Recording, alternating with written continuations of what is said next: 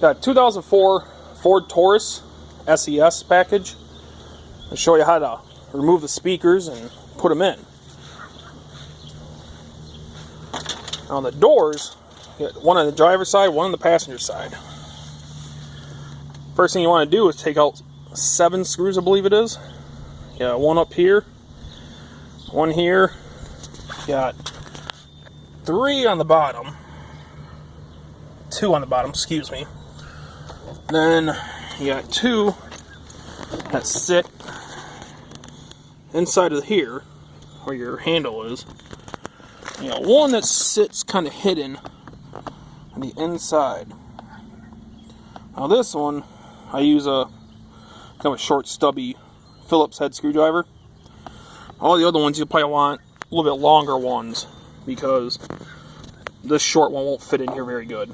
So once you pull them all out, your next step is to carefully pull on the trim so you take the clips and have them pop loose from the frame. When you do that, it should be really loose, and you'll have to pull it carefully around your lock and the door handle.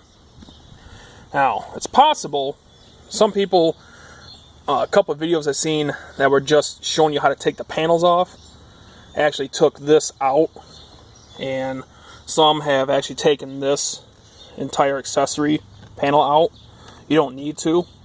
Just carefully lift straight up after you snap all the little clips loose, and it should come right out. The inside of it is going to have anywhere from 2 to 3 wires holding clips in. And I've done this on the passenger side already. You see here I left the lock on. Door handle still there.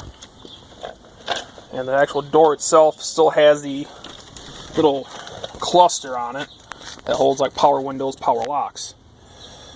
Those clips will be connected, so it's not going to come completely off until you disconnect this. So take the thumb clip, push in, pull it straight out, and then repeat for this one. The speaker will be sitting in like this. You get 5x7s, and I think the actual stock ones here, I think these are 6x8s. But when you go online or go to a normal brick and mortar shop, get new speakers, most of them will give you like attachments for Ford, GM, whatever, so you can actually hook up your new wires, just your positive and negative, and you'll have another clip on the other side. I'll snap into that default clip that's already hooked up to the stock speakers. Makes it a lot easier. You don't have to solder anything, and it's a much easier way to do speakers nowadays. And then installation of everything else is just reverse of what I showed you on how to take everything off. And I get that door trim, bring up here, clip everything in, carefully slide the handle through the hole, make sure the other hole for the lock, this comes up through it. If you don't want to, you can actually unscrew this and take it straight off.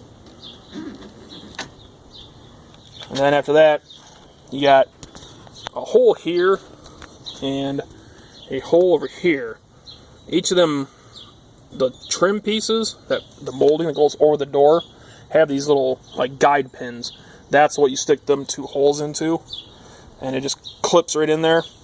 And these are all the little clip holes that each of them clips snap into. So you snap that in, and then just pop them screws back in.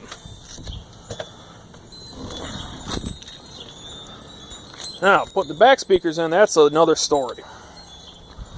For whatever reason, Ford decided to put your speakers in the back window like a lot of sedans will be, but you cannot just unbolt it from the top and take it out and be done with it.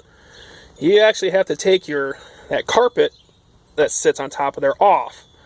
In order to take that carpet off, you gotta take your back seat and push it basically all the way forward like this. The bottom seat you don't have to touch, luckily. But what you got is 4 bolts right there. They're 13 metric.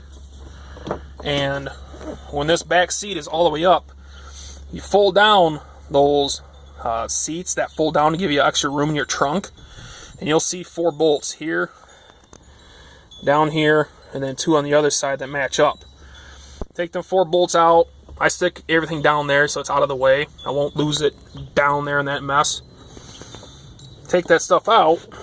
This back seat lift up a little bit because you got 2 like hanging tabs that actually hook onto the frame of the car. And once you lift up with it, you can take it, push it down, and be out of your way. The seat belt, you don't have to take that part out. If you want to, you can, but it's not necessary. I have plenty of room, and I'm a big guy to squeeze back here. So the next step would be taking your speakers out.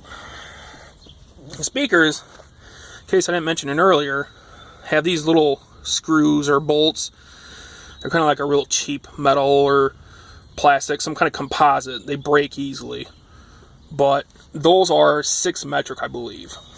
I'll put all the tool information in the description. Take all of them out. That's obviously the aftermarket speaker I got. Take them all out. It'll look like that.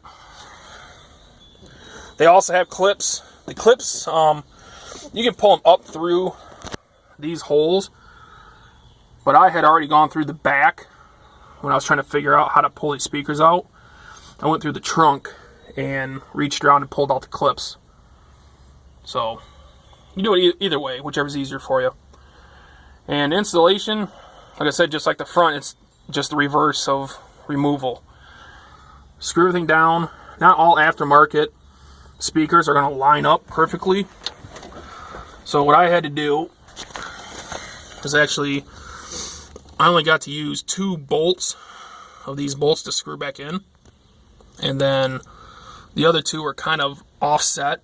I can't really get the same size ones in. It still sits nice and snug, but if you want, you can always get like a smaller screw or bolt that would fit into that hole if you really want to make sure it's secure and tight. But with me using these Polk audio speakers, they have that bracket has a lot of play in it, and different angles you can use it. So you can go ahead and just go around and play with it, see what fits for you. That should be it.